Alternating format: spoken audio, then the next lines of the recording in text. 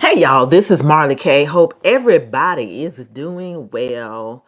I wanted to drop in and share something that I just got today. I got it from working, but things are changing like in real time with this DEI, the ending of the DEI, and it is far reaching. So I want to talk to y'all a little bit about something that happened to me today, share a couple of stories with y'all, and just so you can understand how in an effort to hit us, other groups are gonna get hit as well. um as white supremacy works to restructure itself and buffer its white male class, there are a lot of other groups who will be collateral damage. And I talked to y'all about how things were going to change, how um, socially and financially it is going to harm a lot of households. Well, today I was working on a project for it's a federal project, and because of the legislation that came out, the executive order that came out last week, now certain groups that used to get priority preferences in everything no longer are eligible for those uh, priority preferences when applying for certain programs, funding, all that other stuff. So you can give priority preference because of a certain issue, say like high unemployment rates, uh, a poverty rate, low educational attainment rate for a certain area, that type of thing. But it can't be, you can't get priority points or a preference anymore for, say, LGBTQ, serving LGBTQ populations, or serving even Native Americans have been cut out, blacks, women, uh, you name it, whatever, Hispanic, Spanish serving. All those programs are scrapped. So today I was working on this project, and in the middle of the project, they had to revise the um, funding opportunity after the applicants had submitted their proposals, and some applicants, received a competitive priority preference because they fell into the DEI category. And one of the categories was for a Native American. So if you were a Native American applicant submitting on behalf of a tribe or Native American institution, then you got additional points that other people could not get. Mind you, a lot of times the Native Americans had preferences. They have their own funding, they have their own bureaus, they have their own everything. So really it was kind of like double dipping. So I ain't really mad about that, because sometimes they get a lot of resources that other folks don't get. Um, but in the middle of the training, they were like, well, we can no longer do this because of the legislation that's coming out, and everything's just changing in real time, and da da da da. I was like, what? As long as I have been doing this work, I have never not known the Native American population to be exempt from anything extra or get a priority preference, or competitive priority preference because just for being Native American. They don't get that anymore. So, for black folks, we all like, oh, well, you think about it's the alphabets and um, white women. A lot of different groups are getting cut out now. Oh, in the Latino gang, we think, oh, well, it's just going to be them. It's a lot of people getting harmed by this executive order to end the DEI. So this came out on the GovCon wire, and that's a government contract wire. It came out on January 23rd. And I want to share it with you because it says the executive order ends DEI efforts in government and federal contracting.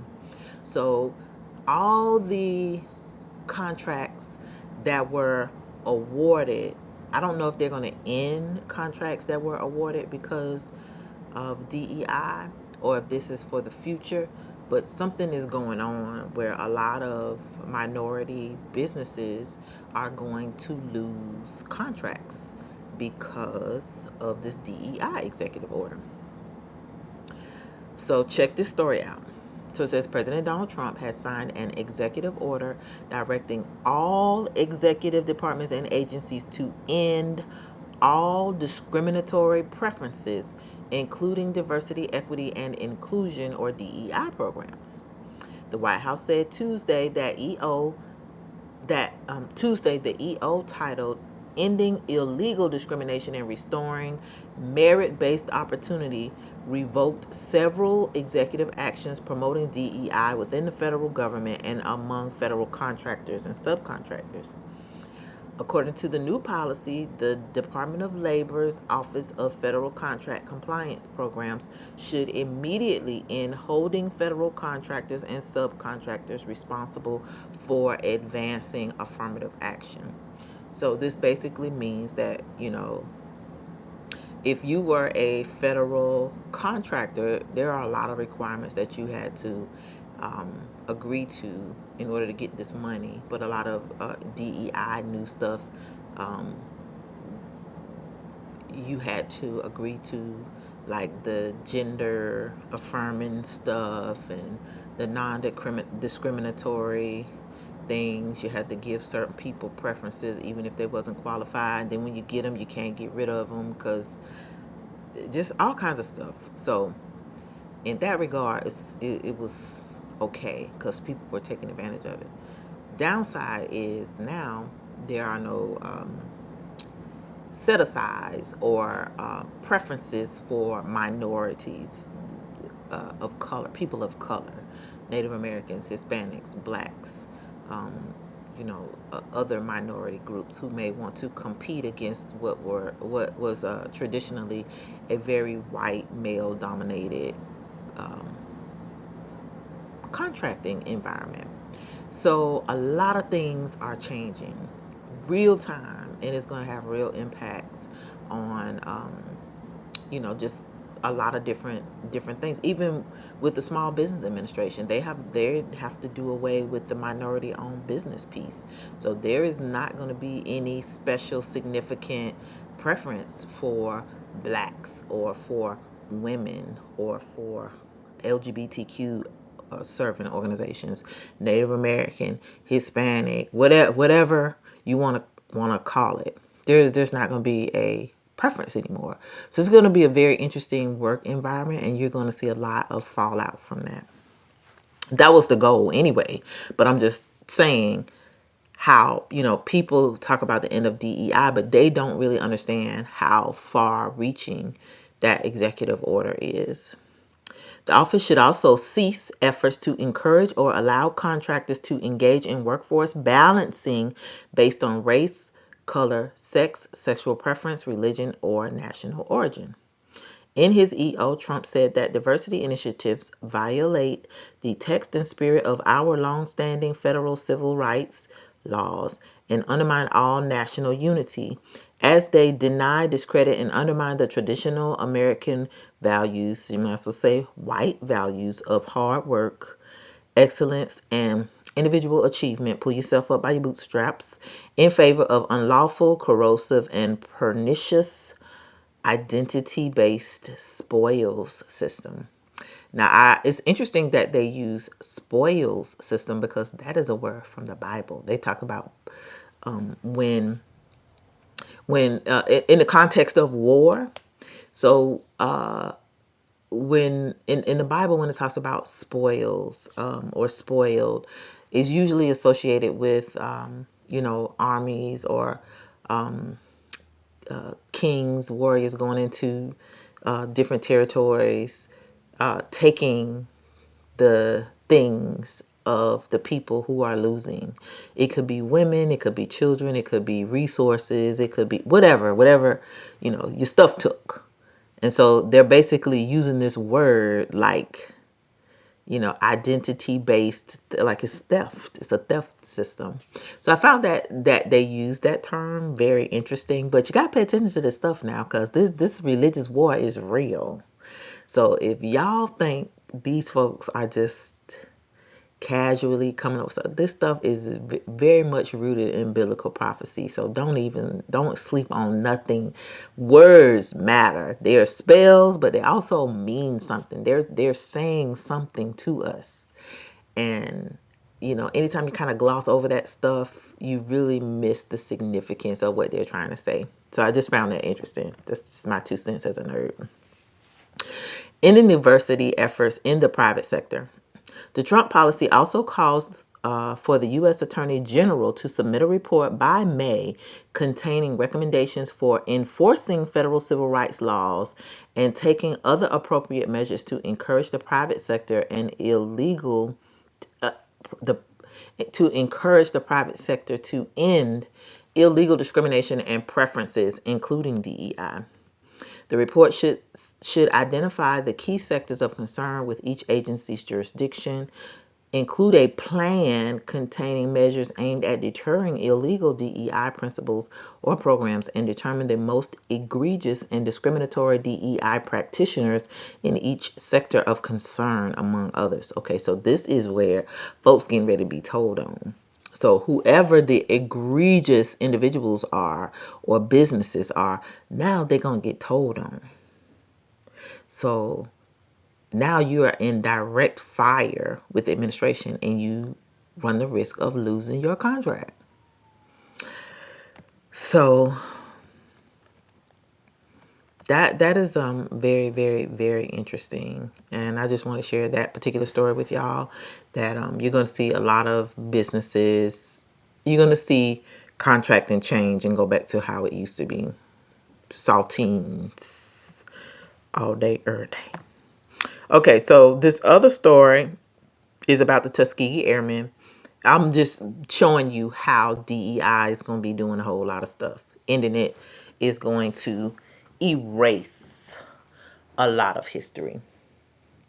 So this is from CPR News, and it says Air Force clarifies Tuskegee Airmen content will continue to be taught amid removal of DEI courses. So with the EO, the executive order, the Tuskegee Airmen training program was scrapped. So it said on Sunday, the Air Force clarified that DEI courses had been removed to be edited, but the Tuskegee Airmen and WASP content would continue to be taught. The revised training, which focuses on documented history, legacy, and decorated valor with which these units and airmen fought for our nation in World War II and beyond, will continue on 27 January, the Air Force said in a statement. Newly confirmed Defense Secretary Pete Hegseth said in a post on X on Sunday that any move to cut the Tuskegee Airmen content was immediately reversed. But the swirl of confusion reflects an ongoing struggle as leaders across the Defense Department try to purge diversity mentions from their websites and trainings. Hegseth didn't mention the issue as he walked into the Pentagon on Monday morning, accompanied by General C.O. Brown, Jr., chair of the Joint Chiefs of Staff. But in other comments, Hegseth said that military training will be focused on the readiness of what our troops in the field need to deter our enemies. So it says the Air Force, and the fallout or the change stems from the Air Force scrapping a course that used videos of Tuskegee Airmen and female World War II pilots. So anything that had to do with women, because it was women and black women, it had to go If it was just men, probably wouldn't have been a problem. But, these people are about changing history. I understand what they're trying to do, but, we got to go back to the fact that this is a dialectic. One group came in and completely went overboard intentionally to get folks all aroused and scared and pissed off, and to do what they did to change the brains of people and their thoughts to make people comfortable with something, so that when the change comes in, you're mad, y'all upset, and you don't know what to do. You're gonna lose some stuff. Like, you're gonna be mad, but you're not gonna be mad at the people who set all the whole thing up. You're gonna be mad at the people that are taking the stuff away from you, and then the people who would be benefiting. So this dialectic that is happening is like everything is happening in real time. It is mind blowing. My head is spinning at how much stuff is happening. And just even in work, like when I just got off this call, I was like, oh my God, the Indians ain't getting nothing. The Native Americans, they taking stuff. Let me get on the interwebs and tell. These people are not playing. Like, stuff is changing in real time. So you can look for a lot of programs at schools to go away, and anything that is associated with diversity, equity, and inclusion. And remember, during the last administration and even during Obama's administration, a lot of programs that were created to assist our people, in addition to other groups, but for our people, if it links in any way with diversity, equity, but it's gone. Either they got to remove the language or they have to scrap the program. If the people were hired in positions for certain programs under DEI, their job is gone. They got to go home. They're gonna get paid, but it's over. So the DEI thing is real. It is ending in real time. And even at the state and local levels, a lot of times those programs are federally funded. And you can look for people to not be there anymore. Also, with this change, if private funders, like if there were grant programs in communities that were pushing the diversity, equity, and inclusion, or corporations, everybody's pivoting. Everybody is shifting, getting rid of it, scrapping it, because they don't want no smoke from petty Betty and the crybabies, children of corn. So it is serious out here, and we need to pay attention to what is being erased, because a lot of things are going away. It's just a couple days into this administration, but a lot of things are changing, and not changing just in words. I'm talking about changing where it's like we talking about money. So all this money that's going to be freed up from people getting laid off, from programs being cut, and even something as simple as being denied preference points that you were accustomed to receiving could knock you out of thousands or millions of dollars now, of funding, because you don't get the preferences that you used to get. Or if it's a program that you used to get just because you had a special designation, well, that's done.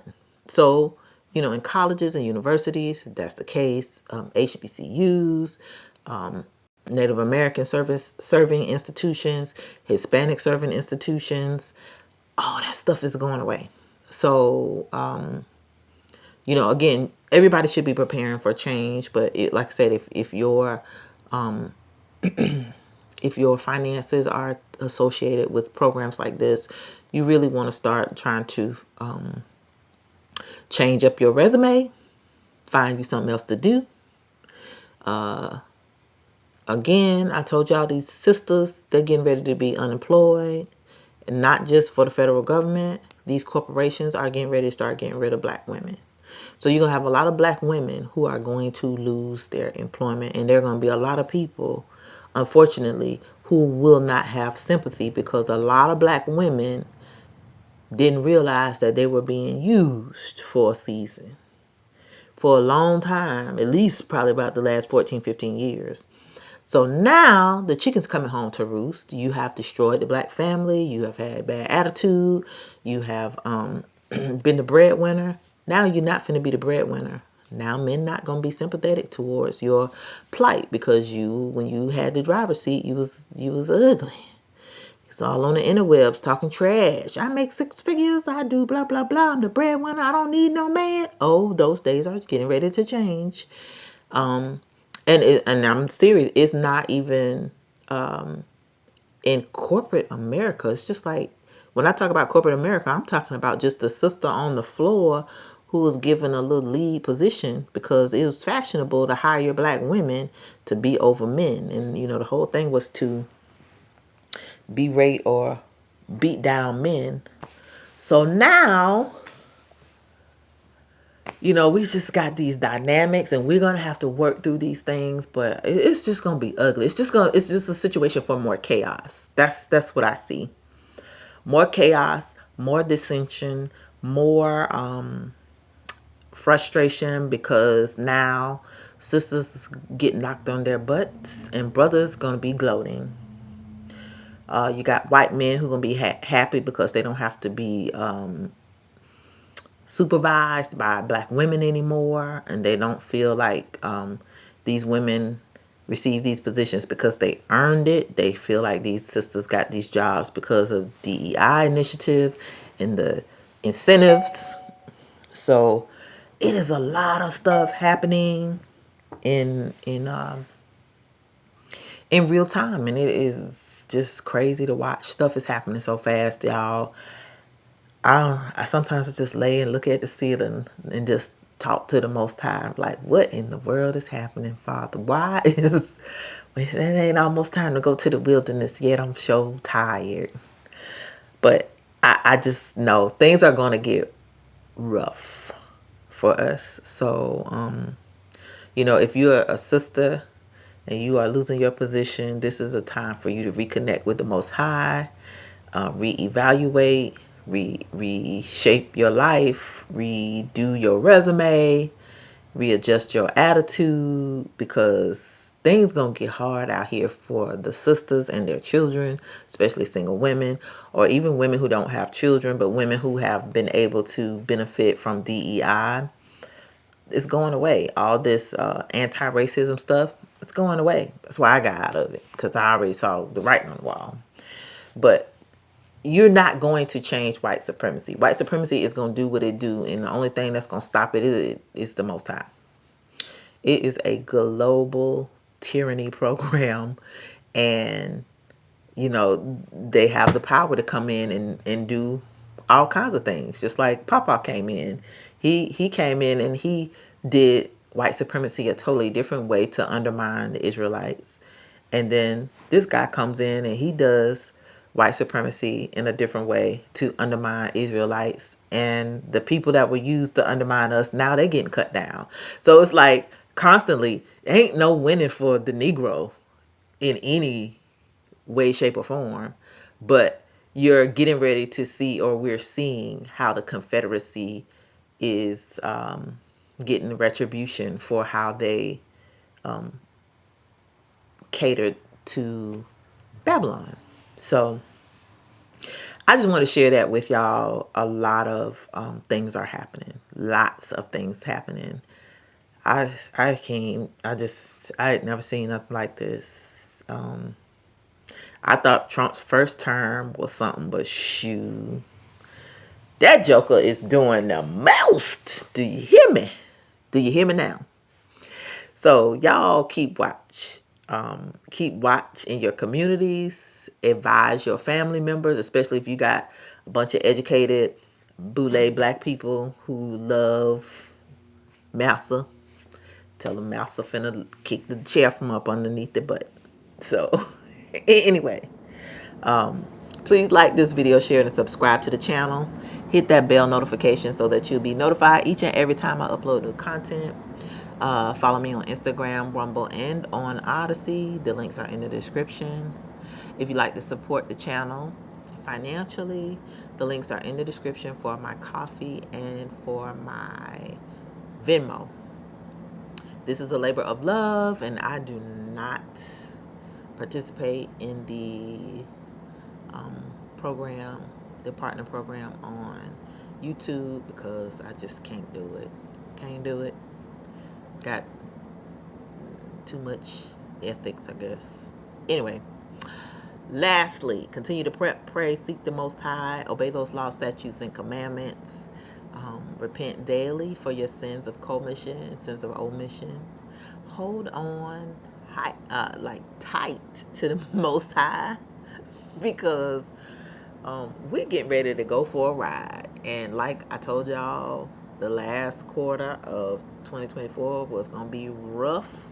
The first quarter of 2025 is going to be rougher. Every week you're going to get a surprise. So we got to continue to look out for our Thursday, Friday, Saturday night surprises.